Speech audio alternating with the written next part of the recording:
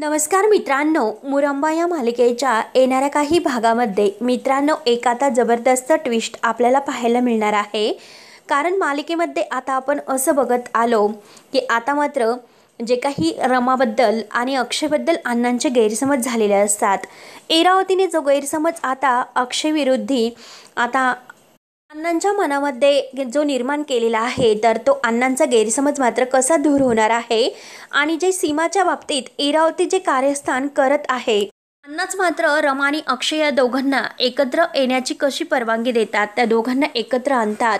जे वचन आता अण्णांनी रमाला दिलेलं असतं की अक्षयला भेटायचं नाही, तर अण्णा मात्र ते वचन मात्र आता कसं मागे घेतात आणि रमा आणि अक्षय या दोघांना अक्षयची पारख करून एकत्र अगदी आणण्यासाठी साईसोबत कसा प्रयत्न करतात। कारण साईने सुद्धा आता देवी आईची शपथ घेतलेली असते की काही झाले तरी रमाचं प्रेम मात्र अक्षय आहे, रमा आणि अक्षय कधीही वेगळं नाही होऊ शकत हे मात्र आता साई म्हटलेलं असतो। आणि साई बरोबर अण्णांना कन्व्हिन्स करून आता हे दोघं एकत्र कसे परत येणार आहेत ते आता आपण या व्हिडिओमध्ये बघणार आहोत। आणि त्यात म्हणजे आता इरावतीचा खरा चेहरा, सीमाच्या जे काही बदललेल्या गोळ्या आहे, सीमाच्या तब्येतीचं अगदी कारण काय, पार्वती आजी आता हे सर्व अक्षयला कसं दाखवते, रमा आणि अक्षय एकत्र येऊन मात्र इरावतीबद्दल जो डाव खेळतात आणि त्यातूनच इरावतीचं हे सत्य आता शेवटी अक्षयसमोर कसं येणार आहे हे आपण आता ह्या व्हिडिओमध्ये बघणार आहोत। त्यासाठी मित्रांनो व्हिडिओ शेवटपर्यंत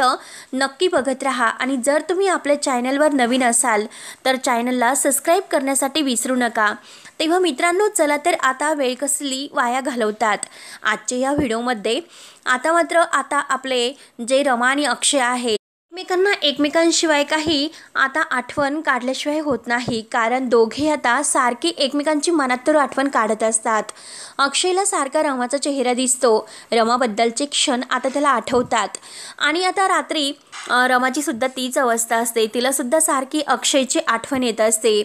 आता दोघांनाही एकमेकांशिवाय काही त्यांची ओढ कमी होत नसते, पण तरीसुद्धा इरावतीने केलेल्या या भयानक प्लॅनमुळे आता हे दोघं वेगळे झालेले असतात। परंतु आता मात्र इरावतीच्या पापाचा घडा हा भरलेला असतो। कारण इरावतीने जरी आता चाल खेळून आता अण्णांच्या समोर हे सत्य आणून खोटं अक्षयबद्दल भावना निर्माण केलेल्या असतात। आणि त्यात म्हणजे आता जी रेकॉर्डिंग्स आहे, रमाने सर्व रेकॉर्डिंग्स करून घेतलेली असते, तर अण्णांनी तिचा तो मोबाईल फोडलेला असतो। आता अण्णांचं वचन आपण पाळायचं किंवा नाही पाळायचं आता रमा सारखं त्याचा विचार करत असते। परंतु आपली मुलगी, आपल्या मुलीला मात्र जे तिने सांगितलं आपल्याला की आई तू लवकरात लवकर परत घरी ये, मला तुझी गरज हवी आहे, त्यासाठी जोपर्यंत मी ट्रिपवरून येत नाही तोपर्यंत मात्र मी ट्रिपवरून घरी आल्यानंतर तुम्हाला घरी असायला हवी। आणि आजीनं म्हणजे पार्वती आजीनं सांगितलेले आहे की आई तू सीमा उल्लंघन करून आत यायचं म्हणजे ते घर तुझ्या हक्काचं आहे, तू तुझ्या हक्कासाठी लढू शकते। आज माझी मुलगी मला हे सर्व सांगते, मग मी का आता अण्णांचं वचन पाळायचं। त्यामुळे अण्णा तुम्ही मला माफ करा, शेवटी मला आता माझ्या मुलीसाठी आता हे सर्व वचन मोडावे लागते। अक्षयने जरीही माझा तिरस्कार जरी केला, पण अक्षयच्या मनामध्ये गैरसमज जे निर्माण केले गेले त्यात अक्षयची काही चूक नाही। कारण तसे चित्र अक्षयसमोर दाखवण्यात आले आणि अक्षयच्या डोळ्यासमोरचा तो जो पडदा आहे तर तो ह्या इरावतीवर त्याने जास्त विश्वास ठेवला, तो मात्र मला दूर करायचा आहे आणि मला माझ्या हक्काचं घर मिळवायचंच आहे। जे माझं कुटुंब आहे तर त्या कुटुंबाला ह्या इरावतीच्या ताब्यातून वाचवायचे। यासाठी रमा आता अगदी दुर्गा अवतार घेऊन परत त्या घरामध्ये येणार असते। कारण देवी आईचा आता एक खूप मोठा चमत्कार झालेला असतो। रमा आणि आता जे अक्षय आहे तर ते एकमेकांपासून अगदी लांब जरी गेलेले असले तरीसुद्धा त्यांना सारखी दोघांची आठवण येते। त्यानंतर मात्र आता इकडे सीमाची तब्येत तर अचानक बिघडलेली असते। अक्षय तर रूममध्ये असतो आणि तो रमाबद्दल विचार करत असतो। पार्वती आजी सीमाजवळ असते, रात्र झालेली असते, तर इकडे आता रमाला सुद्धा काही झोप लागलेली नसते, तिला सुद्धा आज काहीतरी आईची म्हणजे सीमाची खूप आठवण येत असते। आणि त्यात म्हणजे आता सीमाची तब्येत अचानक बिघडली जाते, कारण सीमा सारखी रमा करत असते आणि इरावतीला ती खूप त्रास देण्याचा प्रयत्न करत असते। परंतु इरावती आणि मालविका तिला आता एक इंजेक्शन देतात आणि ज्या गोळ्या आहे तिला कायम ती अगदी आयुष्यातून जे काही वेडं आहे ते वेडं बनवण्याच्या ह्या गोळ्या असतात. इरावती कायम अक्षयने आणलेल्या गोळ्या बदलत असते आणि तिला ज्या आपण स्वतः आणलेल्या आहे त्या गोळ्या देण्याचा प्रयत्न करत असते. बिचारी सीमाची अवस्था आता त्या गोळ्यामुळे तिला आता खूप त्रास होतो. डोळे उघडायला सुद्धा तयार नसते आणि इरावती मालविका या दोघींना तर खूप असा आनंद होत असतो, कारण केव्हा एकदाची ही आपली सुटका होईल ह्या सीमापासून. कारण सारखी ही रमा रमा करत असते आणि रमा परत या घरामध्ये येणार येणार तर असे तिला वाटत असते. परंतु आता मालविका आणि इरावतीने जी सीमाची अवस्था केलेली आहे त्यामुळे आता सर्वजण टेन्शनमध्ये येतात. पार्वती आजीला ही सर्व माहिती असते की हे सर्व इरावती करते, पण बिचारी पार्वती आजी आरोहीच्या जीवासाठी आता शांत बसलेली असते. तिला आता आरोहीच्या जीवाची मारण्याची जी धमकी दिलेली आहे ती मात्र त्यामुळे आता इतकीच शांत असते. ती काही आता हे इरावतीला म्हणत नसते, पण तरीसुद्धा मात्र आता इरावती आणखीनच ह्या सीमाला गोळ्यांचा डोस देण्याचा प्रयत्न करत असते. परंतु आता हे पार्वती आजीने पाहिलेलं असतं. पार्वती आजी सीमाला त्या इरावतीला म्हणत असते की इरावती, अगं कितीक हे पाप करशील, अगं कधीतरी तुझ्या पापाचा अंत शेवटी होणारच आहे. तू आता कितीही अक्षयपासून हे लपवण्याचा प्रयत्न कर, पण एक ना एक दिवस रमा नक्की येईल आणि तुझं हे पाप शेवटी तुझ्या माथी पडेल, त्या पापाची शिक्षा तुला मिळेलच. तेव्हा इरावतीला खूप राग येतो. इरावती म्हणते की अगं तुला परत तुझी लायकी दाखवायची आहे का, आणि मी परत तुला किडनॅप करू शकते, तुझ्याशी काय करू शकते हे तुला माहितीच आहे. आता मी तुझ्या आरोहीला संपवेल, तू जर असं काही आता माझा कायम अपमान करत राहिली तर. आता पार्वती आजी म्हणते की अगं माझ्या नातीसाठी मी शांत राहिले, नाहीतर केव्हाच मी अक्षयसमोर तुझं हे पितळ उघडे केले असते. माझा नाईलाज होता, कारण माझ्या नातीचा जीव मला महत्त्वाचा आहे. त्यासाठी मी अक्षय जवळ आता रमाचं नाव घेतले, रमाने मला किडनॅप केले आणि बिचारी रमावर मी आरोप केलेत. पण इरावती, एक ना एक दिवस माझी रमा नक्की या घरामध्ये प्रवेश करेल आणि तुझ्या पापाचा अंत करेल.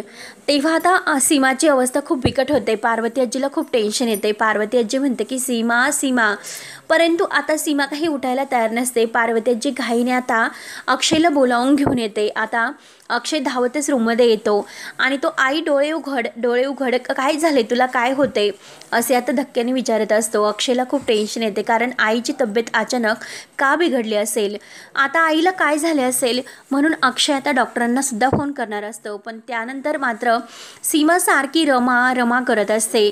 जोपर्यंत रमा येत नाही तोपर्यंत मी डोळे नाही उघडू शकत, जेव्हा रमा माझ्या समोर येईल तेव्हाच मी डोळे उघडील, अशी सीमा आता म्हणलेली असते.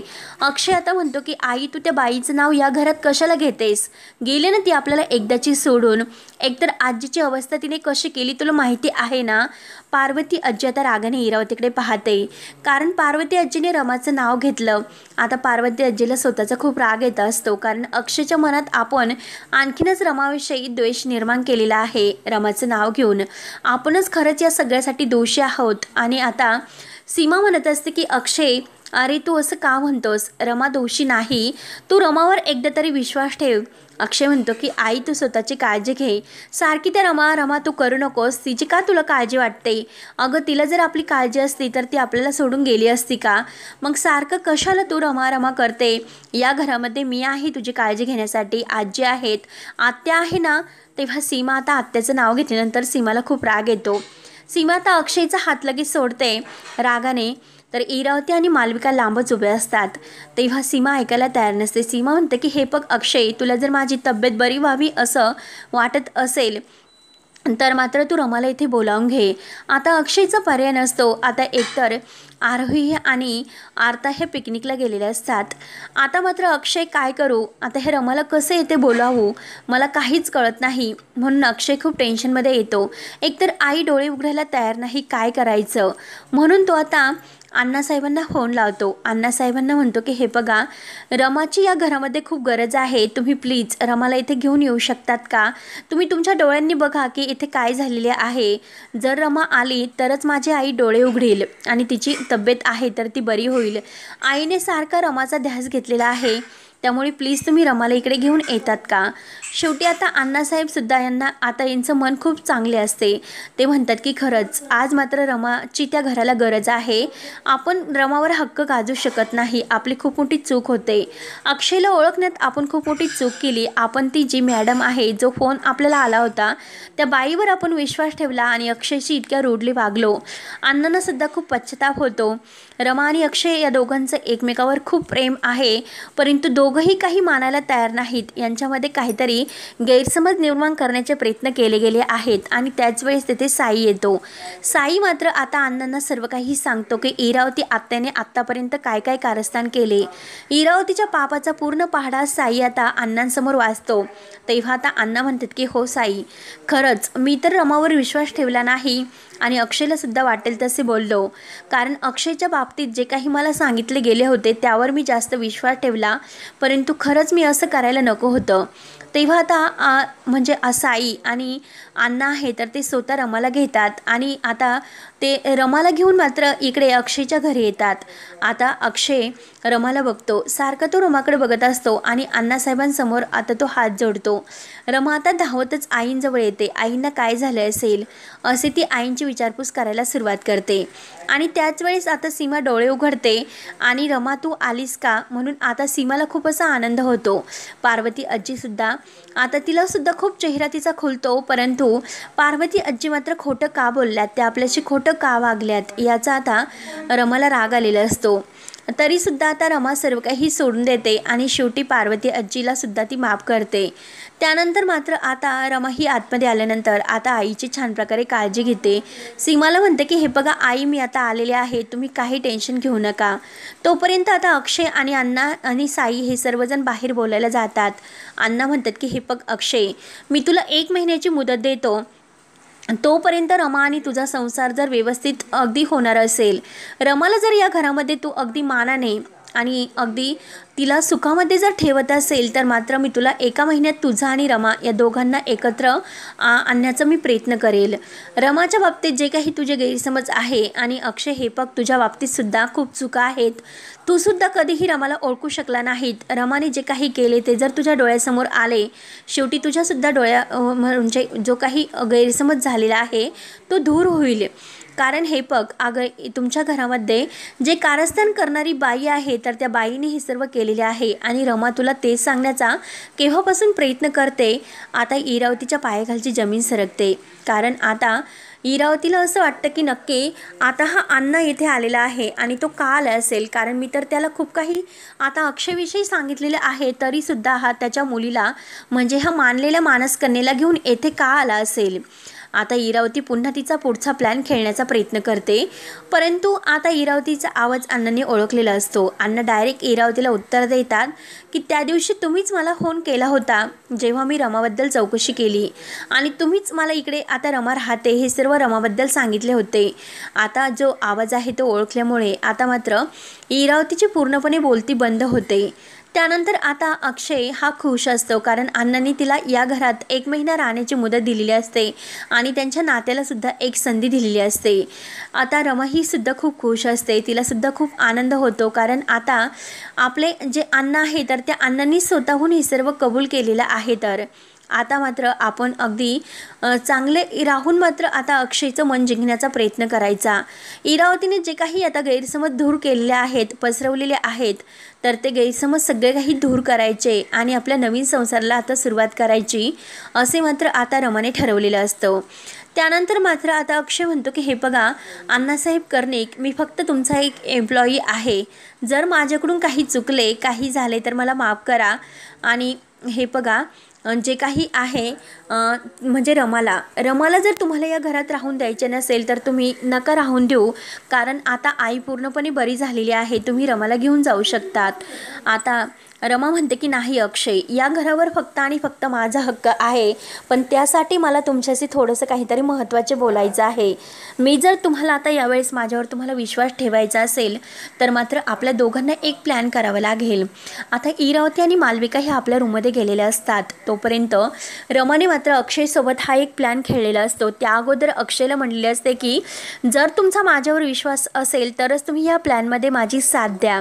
आईंचा खरा गुन्हेगार कोण आहे आहे, आईंची तब्येत कोणी अशी त्यांची अवस्था केलेली आहे, हे जर तुम्हाला माहिती करून घ्यायची असेल तर माझ्यावर प्लीज विश्वास ठेवा. मी पुरावे तुम्हाला अगदी सगळं काही देते.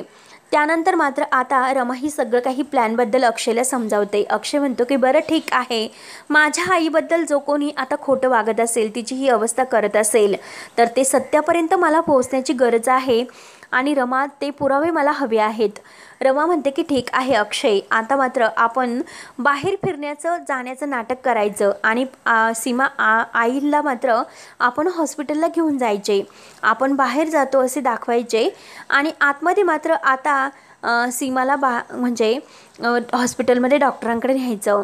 आता रमा आणि अक्षय मात्र सीमाला अगदी तयार करतात आणि डॉक्टरांकडे घेऊन येतात. सीमा मात्र आता पूर्णपणे बरी झाल्यासारखी वाटत असते, परंतु तरीसुद्धा आता अक्षय मात्र आता हा डॉक्टरांना सर्व काही विचारतो. अक्षय म्हणतो की हे बघा डॉक्टर, मी सर्व काही गोळ्या औषध तुम्हाला बरोबर देत होतो. तुम्ही ज्या काही गोळ्या आणि औषध दिलेले आहे तर त्याच गोळ्या आणि औषध मी आईला देत होतो, परंतु आईची तब्येत अशी अचानक का बिघडली असेल, नक्की काय झालं असेल, म्हणून तो आता डॉक्टरांना सर्व काही विचारतो. तेव्हा आता डॉक्टर म्हणतात की हे बघा, मी त्यांना चेक केलं आणि आता मात्र त्यांना जे काही इंजेक्शनचा पॉवर आहे, जे इंजेक्शन दिले गेले आणि ज्या गोळ्या त्यांच्या बदलवण्यात आल्या, त्या गोळ्याचा साईड इफेक्ट मात्र त्यांच्यावर होत आहे. आणि हे बघा, मी म्हणजे सीमा मुकादम यांना जे काही त्यांना मनोरुग्णातून आहे तर त्या जी अवस्था त्यांची झालेली आहे, त्या अवस्थेतून मी त्यांना बाहेर काढण्याच्या गोळ्या देते, परंतु आता ह्या तर काही भलत्याच गोळ्या तुम्ही दाखवतात. कारण इरावती आणि मालविका तोपर्यंत आपल्या रूममध्ये बोलण्यात मग्न असतात. गोळ्या औषधांकडे त्या दोघींचं काही लक्ष नसते आणि खरे जे गोळ्या औषध आहे ते मात्र आता रमाने मात्र अगदी आपल्या हात ताब्यात पकडलेले असतात. त्यानंतर मात्र आता रमा सर्व काही आता ते पुरावे मात्र आता अक्षयला दाखवण्यासाठी प्लॅन केलेला असतो. अक्षय म्हणतो की ठीक आहे रमा, मी तुझी साथ देतो. आता डॉक्टरांनी इतके सांगितले तर मला विश्वास ठेवावाच लागेल, कारण मी आता आईसाठी ज्या गोळ्या घेऊन येत होतो तर आई त्या गोळ्या न घेता दुसऱ्या कोणत्या गोळ्या घेत होती हे मला शोधून काढावेच लागेल. रमा म्हणते की ठीक आहे, मग चला तर आता तुम्हाला मी खरा गुन्हेगार कोण आहे ते सांगते. तेव्हा पार्वती आजीसुद्धा म्हणते की हो अक्षय, मी सुद्धा का खोटं बोलले, रमाचं नाव मी का घेतलं याचं कारण तुला रमा लवकरच शोधून देईल, परंतु तू तुझ्या रमावर विश्वास ठेव. आता अक्षय आणि रमाने तो प्लॅन केलेला असतो. ज्या गोळ्या आहे आता सीमाला देण्यासाठी तर ते सीमाच्या रूममध्ये त्यांनी ठेवलेल्या असतात आणि आता ते दोघे आता बाजूला आता लपून बसतात आणि त्याच वेळेस आता तेथे इरावती येते. इरावती म्हणते की नक्कीच आता हे डॉक्टरांकडे गेले होते की काय, यांनी तर आपल्याला सांगितलं की हे बाहेर फिरण्यासाठी गेलेत, मग नक्की आता ही सीमाच्या गोळ्या का बदलल्या असतील, येथे ह्या नवीन गोळ्या कोणी ठेवल्या असतील आणि त्या गोळ्यासुद्धा काही वेगळ्याच आहे. म्हणून इरावती आता सगळ्यांच्या नजरात चुकून आता सीमाच्या रूममध्ये येते आणि सीमाला आता वाटेल तसे तिला बोलत असते. सीमाला म्हणत असते की काय गं, आता रमाचा खूपच पुळका तुला आलेला आहे ना, आणि त्या अक्षयला खरं सांगण्याचं तुला अगदी पुळका येत आहे, तर मी आता तुझ्याशी काय करते आणि तुझ्याशी कसं वागते हे बघतच राहा आणि लवकरच तू आता सगळ्यांना गमावशील. म्हणून ज्या गोळ्या आहेत तर त्या लगेच इरावती ते पॉकेट बदलते आणि त्या जागी सेम टू सेम दुसरं पॉकेट ठेवते. आता हे अक्षयने बघितलेलं असतं आणि रमाने सुद्धा आता मोबाईलमध्ये ते सर्व काही रेकॉर्ड करून घेतलेले असते. म्हणून आता शेवटी इरावतीचा प्लॅन हा अगदी फ्लॉप होतो. अक्षयसमोर इरावतीचा चेहरा येतो. अक्षय आता रंगेहात इरावतीला पकडतो त्या गोळ्या बदलताना. तेव्हा अक्षयला खूप राग येतो, म्हणजे आता इरावतीच्या सगळ्या मागे आहे, आपण रमाला दोषी ठरवत होतो, परंतु आता इरावती आपल्या घराला उद्ध्वस्त करण्याचा प्रयत्न करते. कारण सीमाबरोबर इरावती जे काही बोललेली असते की अगं मी तुझी ती अवस्था केली आणि तुझ्या रमा आणि अक्षयला मी दूर केले, असे बरंचसं काही आता इरावती आता सीमा शुद्धीत नाही असे तिला वाटत असते. म्हणून प्रत्येक पाप केलेला आहे ती बोलून जाते आणि शेवटी मात्र आता अक्षयला हे समजते. अक्षयचा इतका जब्बर धक्का त्याला बसलेला असतो, तो अगदी जागी स्तब्ध होतो आणि समोर आल्यानंतर मात्र आता तो इरावतीला चांगला धडा शिकवतो की आत्या, तू असं काहीतरी करशील हे मला वाटलं नव्हतं. मी तुझ्यावर इतका आईपेक्षा जास्त विश्वास ठेवला होता, कारण तूच या घराला सांभाळले असं मला वाटले होते, पण नाही आत्या, अगं ते कारस्थान करणारी तूच आहे. मी माझ्या बायकोवर विश्वास ठेवला नाही पण तुझ्यावर विश्वास ठेवला. आज मात्र तू तुझे खरे रंग आणि रूप दाखवले. मी कधीही तुला आयुष्यातून माफ करणार नाही. तुला तुझ्या पापाची शिक्षा तुला आता भोगावीच लागेल. मी तुला नाही सोडणार. म्हणून आता हा जो काही अक्षय आहे तर अक्षय खूप रडत असतो. अक्षयसमोर शेवटी आता सत्याला वाचा फुटलेली असते आणि इरावतीचा खरा प्लॅन ओळखून अक्षयने मात्र आता बाजी पलटवलेली असते. आणि आता लवकरच मात्र जे इरावती आहे तर ते इरावती आणि मालविका या दोघींच्या कानामागे देऊन अक्षय आता त्या दोघींना सुद्धा घराच्या बाहेर काढतो. त्या दोघींचं सुद्धा आता तोंड पाहण्याची न पाहण्याची धमकी देतो की यापुढे मला कोणीही तुमचं तोंड दाखवू नका. मी माझी रमा आणि माझी आरोही सगळेजण सुखात राहू शकतात. जे काही तुम्ही आत्तापर्यंत कारस्थान करत आलात तर ते कारस्थान मात्र आता त्याची पापाची शिक्षा तुम्हाला भोगावी लागेल आणि हे लवकरच मी पुराव्यासहित आता पोलिसांकडे देणार आहेत. पार्वती आजी पुढे येते. पार्वती आजी म्हणते की अक्षय तू आता हिला पोलिसात देण्याशिवाय मागे पुढे बघू नको, कारण हिने खूप पाप केलेला आहे. मला किडनॅपसुद्धा हिनेच केले होते आणि त्याचे आरोप मात्र रमावर केले गेले. अक्षय शिव शांत बसू नको. हीच आहे ती बाई, आपल्या कंपनीला उद्ध्वस्त करणारी, आपल्या घराला उद्ध्वस्त करणारी हीच ती नागिन आहे. इरावतीची बोलती बंद होते आणि शेवटी अक्षयसमोर हे सत्य आल्याने अक्षयचे डोळे उघडतात आणि अक्षय अगोदर सनकनी आत्याच्या कानामागे देतो आणि त्या मालविकाला सुद्धा आता घराच्या बाहेर तो काढण्याचं ठरवतो. कारण आता इरावती आणि मालविका ह्या दोघी एक आहेत. समोर सत्य येते आणि लवकरच मालविकाची आता अक्षय या घरातून हकालपट्टी तर करतोच, परंतु इरावतीला तिच्या पापाची शिक्षा मिळून आता शेवटी आरोही, रमा आणि अक्षय, सीमा हे लवकरच बरे होतात.